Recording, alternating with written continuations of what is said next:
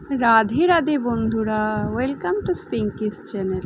আজকে নিয়ে আসছি লক্ষ্মী পূজার বিধি। কীভাবে থার্সডেতে পুজো করতে, প্রথমে তুলসী গাছে পুজো করতে হয়, কলা গাছে পুজো করতে হয়। তারপরে আমি ঘরটা মাকে চান টান করেছি গোলাপ জল দিয়ে, হলদির জল দিয়ে। এবার মাকে আসনে আমি বসিয়ে দেব, বসিয়ে আমি ঘরটা সাজাবো। ঘটে লাগবে আম পাতা, দুব্বা, ধান, একটা কলা লাগবে। তো তোমাদের কাছে যত রকমের ফুল থাকবে ফুল দিয়ে মার ঘরটা সাজাবে।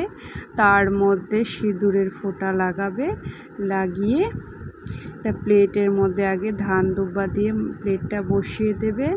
তারপরে মাকে আমি বেলপাতা দিয়ে সব ধরনের ফুল আমি অর্পণ করেছি।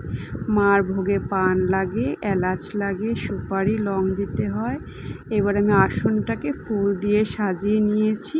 ঘরটাকে দেখো আমি বসিয়েছি মার আসনে। তো এই করে পূজাটা আমি সম্পূর্ণ করেছি। বাই।